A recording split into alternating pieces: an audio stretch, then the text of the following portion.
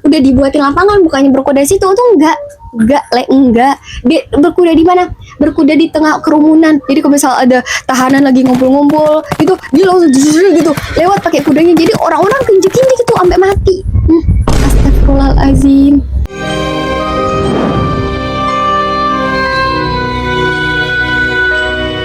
Ubur-ubur ikan lele, assalamualaikum le. Gimana kabarnya hari ini? Kembali lagi dengan aku Sarah lagi yuk.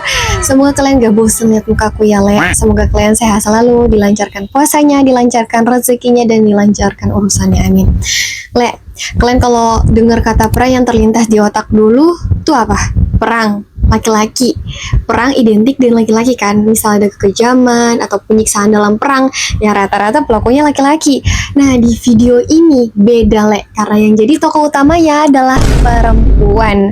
Hari ini aku akan membawakan sebuah cerita dari seorang wanita paling sadis dan paling bengis yang pernah tercatat dalam sejarah perang. Sumpah kalian harus nyimak sih ceritanya. Kisahnya bener-bener sangat sadis, vulgar, dan cukup dewasa. Disclaimer aja ya, biar kalau ada yang nggak bisa dengar cerita beginian ya bisa di skip gitu.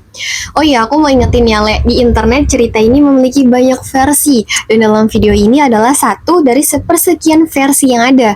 Seluruh informasi dalam video ini aku kumpulkan dari berbagai sumber.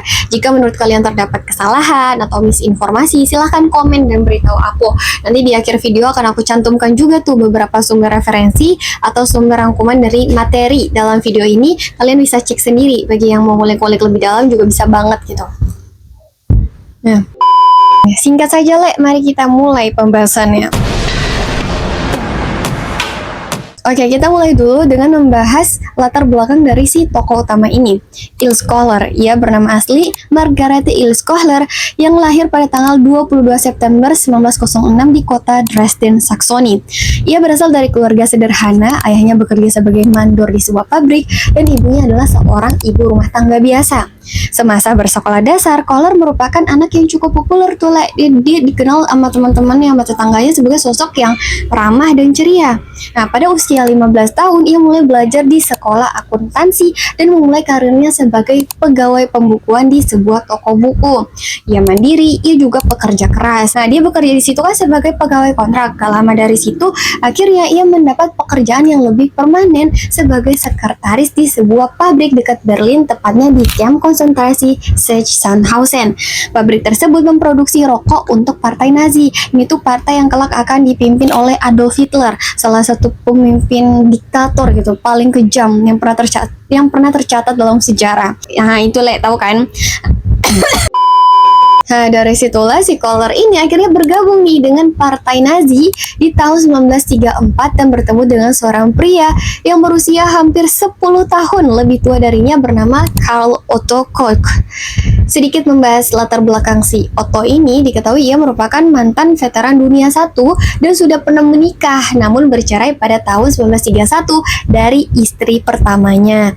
Awalnya ia ini menjabat sebagai seorang administrator gitu, kayak komandan di camp-camp kecil. Dia juga dari dulu udah terkenal bengis. Nah, karena dia terkenal akhirnya diangkat tuh jabatannya, dia naik pangkat jadi komandan di sebuah camp yang lebih besar bernama Camp Konsentrasi Sachsenhausen, tempat si Kohler bekerja. Nah, singkat cerita mereka ketemu dan pada Mei 1937 Otto dan Kohler menikah. Dari pernikahan ini mereka dikaruniai 3 orang anak bernama Artwin, Giselle, dan Gudrun. Masih di tahun yang sama, 1937, suami Kohler mendapat promosi jabatan lagi nih le, dengan diangkat sebagai komandan camp di Buchenwald, sebuah camp yang lebih besar lagi dibanding tempat bekerjanya saat itu, sehingga keluarga itu pun ikut diboyong tuh le ke sana. Di Buchenwald mereka tinggal di sebuah rumah besar dan mewah yang berada di dalam kawasan camp. Semenjak tinggal di sana, gaya hidup dan perilaku Kohler mulai berubah 180 derajat. Ia memandang dirinya sebagai seorang aristokrat. Aristokrat tuh kayak seolah-olah dia berasal dari kelas bangsawan atau keluarga terpandang, padahal kan enggak. Tadi aku jelasin di awal, orang bapaknya mandor pabrik dan ibunya IRT biasa. Nah, di sana ia mempekerjakan beberapa tahanan sebagai pelayan dan memaksa orang lain untuk memanggilnya dengan sebutan Nyonya yang Mulia. atau dalam bahasa Jermannya Einige Frau gitu. Mohon maaf ya kalau salah. Gak hanya itu Le, jika sedang mengadakan pesta, ia dan suaminya gak segan untuk menghambur-hamburkan uang dalam jumlah yang sangat fantastis. Deril hidup penuh mewah dan foyah-foyah. Kurang ini, nih uangnya, beli lagi. Kurang itu, ambil uangnya. Gak banyak mikir gitu. Nah, pada suatu hari, Kohler bahkan membangun sebuah arena olahraga berkuda di dalam rumah itu agar saat cuaca panas atau lagi bersalju, ya gak perlu khawatir atau merasa terganggu. Olahraga tinggal olahraga. Tapi bisa dibayangin gak lapangan berkuda di dalam rumah? Udah segede apa tuh? Kalau misal lapangan basket masih mendingan, kayaknya masih lebih kecil nih lapangan berkuda. Astagfirullahaladzim, di dalam rumah lagi. Nah, katanya sih harganya tuh lebih dari 200.000 Reichsmark atau di zaman sekarang sekitar lebih dari $1 juta lebih. Itu aja tahun 1937. Indonesia merdeka tahun 1945. Tahun segitu nilai Rp5 aja gitu udah bisa dipakai belanja ke pasar. Apalagi lebih dari $1 juta yang dalam rupiah aja udah sekitar 16 miliar. 16 miliar lebih di zaman itu. Wow. Nah, pada tahun 1941 setelah beberapa tahun tinggal di Buchenwald, si Kohler ini akhirnya diangkat tuh menjadi kepala pengawas wanita yang membawahi dan mengawasi beberapa penjaga wanita yang juga bertugas di dalam camp. Hal ini membuatnya semakin jumawa dan merasa di atas awan sehingga Kohler mulai bersikap lebih jauh lagi.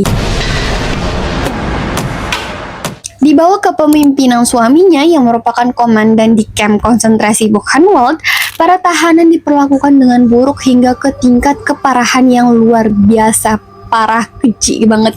Astagfirullahaladzim gitu. Bahkan melebihi standar kekejaman Nazi pada umumnya.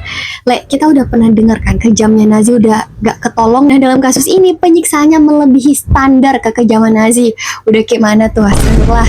Penasaran kan? Nah, Ilse Kohler, wanita yang mendapat julukan monster Buchenwald, seorang wanita yang dulunya dikenal sopan, ramah, ceria, pekerja keras, tetapi berubah menjadi begitu keji. Gak cuman keji, tapi sangat keji. Nah, apa yang ia lakuin sampai dapat julukan tersebut? Mari kita kulik ceritanya.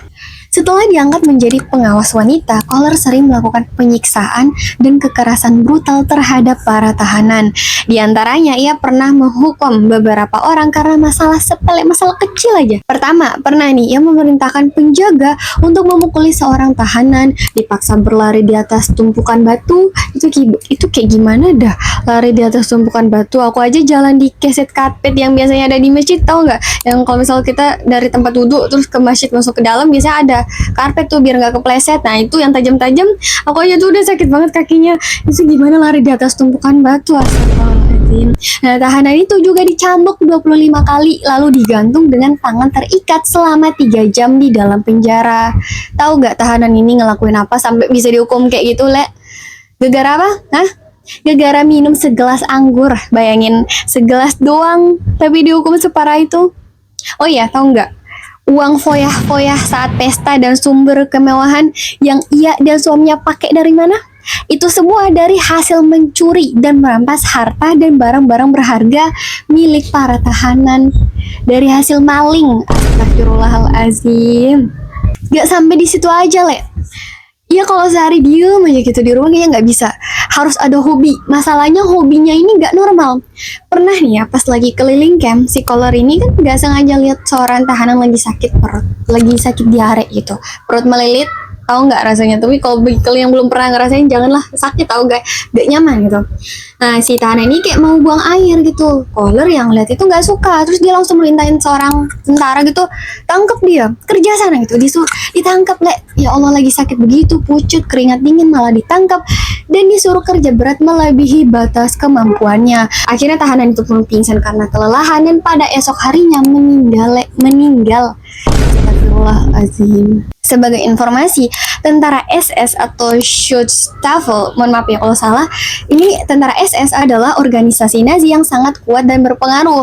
Mereka memiliki berbagai divisi termasuk unit militer, terus ada juga kepolisian dan pasukan yang bertanggung jawab atas kamp konsentrasi serta kejahatan perang. Paham nggak? Kayak gini loh, Le. Kayak kan ada organisasi militer dan organisasi paramiliter. Kalau organisasi militer itu kayak sifatnya resmi dan diakui negara. Kayak misal contoh TNI di Indonesia atau militer Amerika Serikat. Nah itu.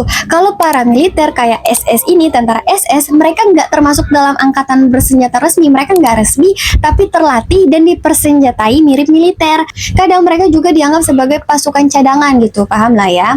Nah lanjut, para tahanan di camp Buchenwald menggambarkan sosok Kohler gak hanya kejam, tetapi juga melakukan pelecehan moral kepada para tahanan. Jadi Le, ada cerita langsung dari pengalaman korbannya. Ya ini kan asisten pendeta ya Le. Suatu hari saat ia dan pendetanya yang bernama Ceko lagi menggali parit, Kohler tiba-tiba berdiri. Datang nih dia, terus langsung berdiri di atas mereka, kan lagi gali, terus tiba-tiba dia datang berdiri di atas mereka pakai rok pendek, nggak pakai celana dalam. Jadi ketika mereka nggak sengaja lihat ke atas, dia tuh langsung dicambuk pakai tongkat berkudanya, tak gitu. Astagfirullahaladzim, pendeta lo digituin. Dia emang ini si Kohler ini suka nyari perkara gitu. Selain mencambuk dan memaksa para tahanan bekerja di luar batas, terdapat hiburan pribadinya yang lebih kejam lagi, yaitu apa? Suka berkuda. Tapi dia bukan cuma berkuda biasa, enggak. Udah dibuatin lapangan, bukannya berkuda di situ tuh enggak. Enggak. Dia berkuda di mana? Berkuda di tengah kerumunan. Jadi kalau misal ada tahanan lagi ngumpul-ngumpul gitu, dia langsung gitu lewat pakai kudanya. Jadi orang-orang kinjek-kinjek gitu sampai mati. Astagfirullahalazim. Ada lagi nggak yang lebih bengis? Masih ada, Le. Ketahui Ilse Kohler, si istri komandan camp ini, bahkan mendapat julukan sebagai seorang nymphomaniac. Nah, apaan tuh, Sar? Gini, Le. Nymphomaniac adalah istilah yang digunakan untuk menggambarkan seorang wanita yang dianggap memiliki dorongan seksual yang sangat tinggi atau tidak terkontrol gitu. Atau dalam bahasa psikolognya hypersex. Kenapa ya dijuluki kayak gitu? Karena Kohler ini diketahui sering mengadakan pesta seks untuk tentara politik partai Nazi. Ia beberapa kali mengadakan pesta seks dengan sesama pria tentara SS dan istri mereka. Ia berselingkuh dengan Arthur Forrest, orang komandan camp konsentrasi Majdanek.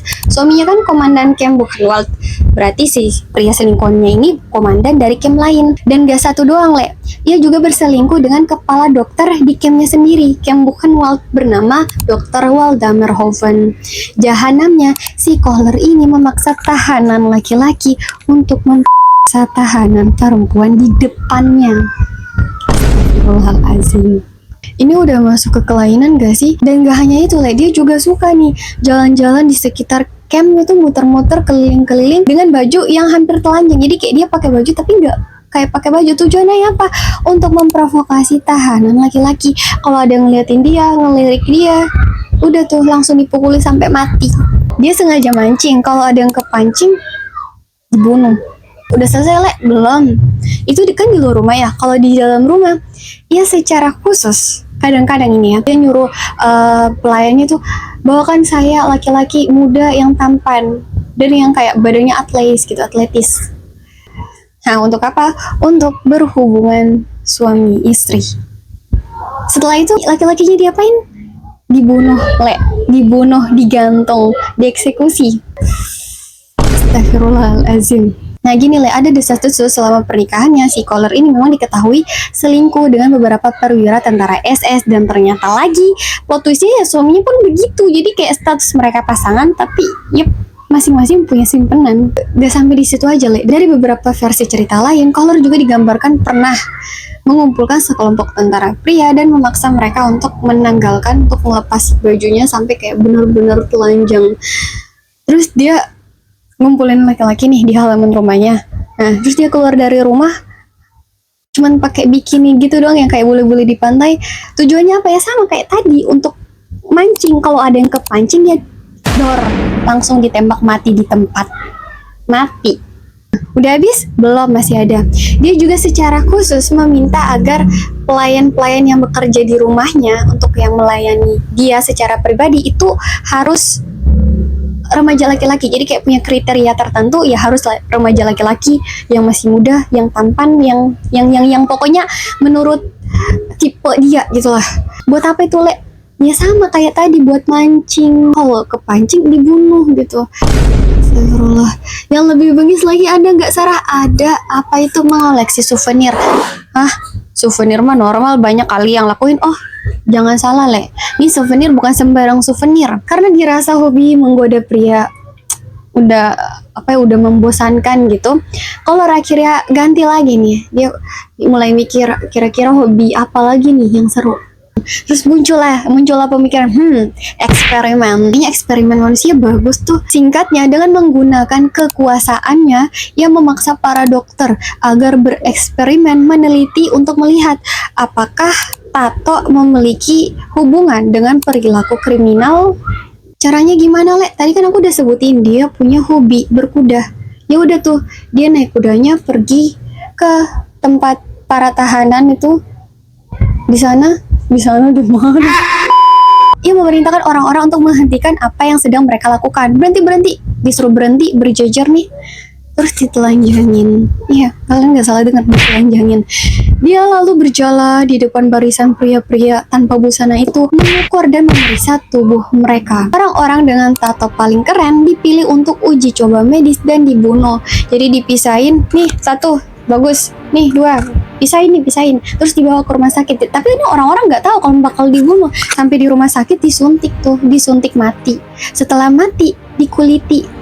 Terus di yang bagian tubuh yang ada tatonya itu yang diambil. Dan tahu nggak dibuat apa? Dijadiin berbagai barang rumah tangga. Ada yang jadi kap lampu, tas tangan, sarung tangan, dan sampul buku. Karena semua perilaku tersebut membuatnya tercatat sebagai salah satu pelaku kejahatan perang paling mengerikan dalam sejarah, sehingga membuatnya mendapat berbagai julukan. Ada yang menyebut The X7 Buchenwald atau penyihir Buchenwald, ada yang nyebut The Beast of Buchenwald, Queen of Buchenwald, terus Red Witch of Buchenwald, The Butcher Widow, dan The Witch of Buchenwald.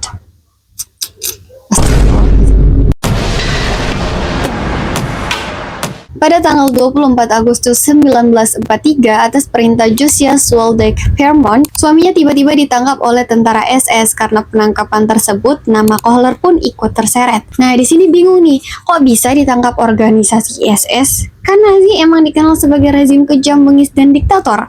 Berarti orang-orangnya kriminal semua dong. Masa penjahat tangkap penjahat? Gimana menurut kalian? Setelah penangkapan tersebut, keduanya didakwa atas tuduhan penggayaan pribadi, penggelapan, dan pembunuhan tahanan untuk mencegah mereka memberikan kesaksian. Berdasarkan hasil penyelidikan dan laporan dari kesaksian saksi mata, Otto terbukti terlibat dalam korupsi besar-besaran yang mencuri uang dan barang berharga para tahanan, penyalahgunaan kekuasaan. Jadi dia ini kepada bawahannya sesama tentara SS juga brutal gitu loh. Jadi ya suami istri 11-12 sifatnya, sama-sama keji. Terus dia juga terbukti terlibat dalam pembunuhan tahanan demi menutupi kejahatannya. Nah, si Otto ini ketahuan membunuh dokter camp bernama Walter Kramer dan beberapa orang lain yang mengetahui tentang kasus korupsinya agar mereka tidak bersaksi. Dr. Walter adalah seorang dokter yang sangat berdedikasi dan membantu menyelamatkan banyak nyawa di dalam camp dengan sumber daya medis yang sangat terbatas ya kalau bisa dibilang. Jadi walaupun dengan alat-alat medis seadanya, dia tuh udah banyak banget. Dia banyak menyelamatin orang gitu. Dia banyak nyembuhin orang. Ironisnya, ia juga merawat Otto sampai sembuh ketika si Otto ini menderita sifilis. Ingat pepatah air susu dibalas tuba gale? Nah, ini nasib Dr. Walter Kramer berakhir tragis karena dibunuh oleh Otto. Sebab Otto menganggap Dr. Walter mengetahui terlalu banyak tentang kejahatannya, termasuk korupsi besar-besaran, terus mencuri barang dari tahanan, penggelapan uang, penyalahgunaan kekuasaan, dan melakukan berbagai kejahatan lain. Sehingga untuk menutupi jejaknya, Otto memerintahkan agar Dr. Walter digantung. Di Nazi Jerman, hal-hal yang dilakukan Otto adalah kejahatan serius, Le. Jadi meskipun si Otto adalah bagian dari sistem SS atau sistem Nazi yang kejam, ia tetap gak bisa lepas dari tindakan disipliner internal SS sendiri, terutama karena korupsi dan pembunuhan yang merugikan kepentingan besar Nazi. Pada tahun 1944, Otto dinyatakan bersalah dan dijatuhi hukuman mati oleh pengadilan SS di Munich dan dieksekusi mati di Buchenwald pada April 1945. Setelah suaminya meninggal, Kohler sama sekali nggak menunjukkan penyesalan. Dan udah gitu aja, dia pulang ke keluarganya dan menjalani kehidupan normal. kayak gak terjadi apapun. Namun, pada tahun yang sama, usai Perang Dunia II berakhir yang dimenangkan oleh Amerika Serikat dan Uni Soviet, pasukan Amerika yang kala itu membebaskan para tahanan Buchenwald akhirnya menemukan mayat-mayat tergeletak di depan krematorium. Ada kumpulan bagian tubuh manusia, organ dalam manusia yang dipajang di dalam kotak kaca, ada kepala manusia yang menyusut, dan semua barang rumah tangga yang terbuat dari kulit manusia.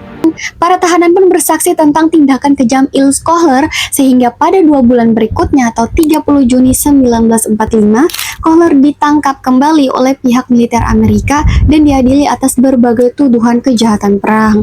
Ya udah nih, dia dikurung selama 2 tahun. Setelah itu pada 19 Agustus 1947 pengadilan kasusnya pun dimulai.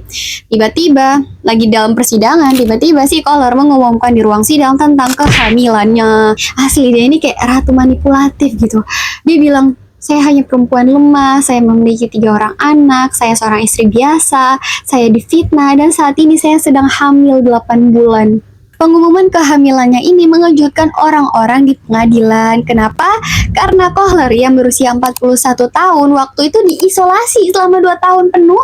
Penjaranya dipisahin sendiri, gak boleh sembarang orang masuk, dan dijaga ketat sama beberapa tentara Yahudi. Bisa gitu dia hamil padahal penjaranya udah diisolasi. Alhasil gosip makin liar. Ada yang bilang dia ngerayu tentara Yahudi di dalam penjara.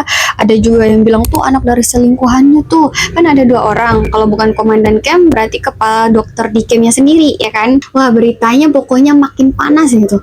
Ia pun dijatuhi hukuman seumur hidup. Namun pada tahun 1948 atau 1 tahun setelahnya, hukuman ini dikurangi menjadi 4 tahun oleh Jenderal Lucius de Clay karena kurangnya bukti kuat terkait tuduhan koleksi benda dari kulit manusia. Jadi kayak buktinya ada nih, tapi bukti langsung yang menunjukkan ini perbuatan Kohler itu yang nggak ada. Jadi ya udahlah, dibebasin. Astagfirullah. Keputusan ini memicu kemarahan publik yang menganggapnya sebagai bentuk kelonggaran terhadap kejahatan Nazi. Setelah pembebasannya di tahun 1950, karena tekanan opini publik dari masyarakat dan media yang terus menggoreng kasus ini, demo di mana-mana nuntut biar si Kohler ini harus dipenjara, harus dihukum. Akhirnya dilakukan lagi tuh sidang ulang. Ilse Kohler ditangkap dan dinyatakan bersalah oleh otoritas Jerman Barat. Kan yang pertama tadi disidang oleh militer Amerika, tapi dibebasin. Nah, pada penangkapan kedua disidang oleh otoritas Jerman Barat. Dalam persidangan ini, ia didakwa dengan tuduhan mendorong pembunuhan 45 tahanan, membantu pembunuhan 135 orang lainnya, serta 1 percobaan pembunuhan. Pokoknya pada masa itu kasusnya heboh banget, publik, media, semuanya memberitakan si perempuan ini. Mukanya di mana-mana, radio, koran, surat kabar, televisi, selebaran pamflet, dan lain-lain membahas tentang gosip-gosip liar mengenai Ilse Kohler. Kayak udah gak bisa kekontrol lagi gitu, berita hoax sama yang asli udah hampir gak bisa dibedakan. Saking hebohnya ya, bahkan sekelompok wartawan surat kabar dan anggota Kongres dari Amerika Serikat diterbangkan dan diberi tur nih kalian ke Jerman untuk meliput langsung keadaan camp Buchenwald. Gak hanya di Jerman yang viral, berita tentang Kohler juga ditayangkan di media-media besar Amerika Serikat. Oh ya, ada nih cerita pas di pengadilan salah satu saksi gitu ya, namanya Joseph Ackerman. Nah, dia ini sekretaris dokter di camp Buchenwald. Dia cerita tuh selama di camp, ia pernah disuruh nganterin lampu hias untuk Ilse Kohler pas acara ulang tahunnya.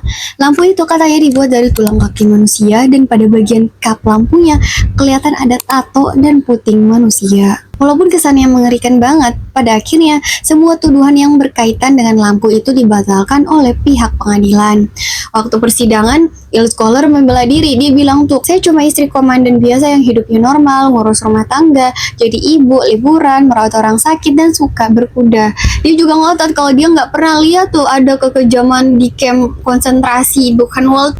Sumpah asli, dan ini orang nauzubillah, sabar. Nah, singkat saja, pada tahun 1951, persidangan kasusnya dimulai dan berlangsung selama 6 minggu dengan 3 hakim yang memimpin. Ada 6 anggota juri, 250 saksi dihadirkan, termasuk 50 untuk pembelaan. Keputusan sepanjang 111 halaman dikeluarkan, tetapi Kohler tidak hadir di pengadilan ketika putusan itu diberikan. Ia akhirnya dijatuhi hukuman penjara seumur hidup tanpa pembebasan bersyarat. Selama tahun-tahun berikutnya, Akhirnya dia berulang kali tuh Le mencoba untuk mengajukan banding pengurangan hukuman, tetapi tidak ada yang berhasil dan selalu ditolak oleh pengadilan. Hingga sampai pada 1 September tahun 1967 atau sekitar 16 tahun sudah ia melalui dan menghabiskan waktunya di dalam penjara.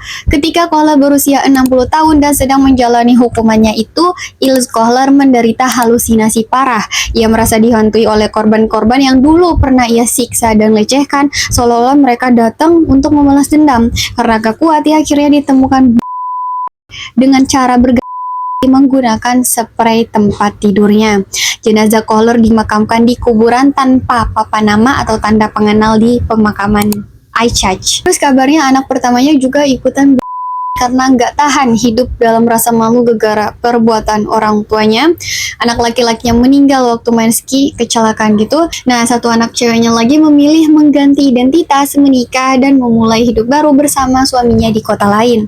Sementara itu ada satu anak lagi yang lahir pas Kohler masih di penjara, yang ayahnya nggak tahu siapa. Nah, katanya sih anak ini hidupnya sedih banget.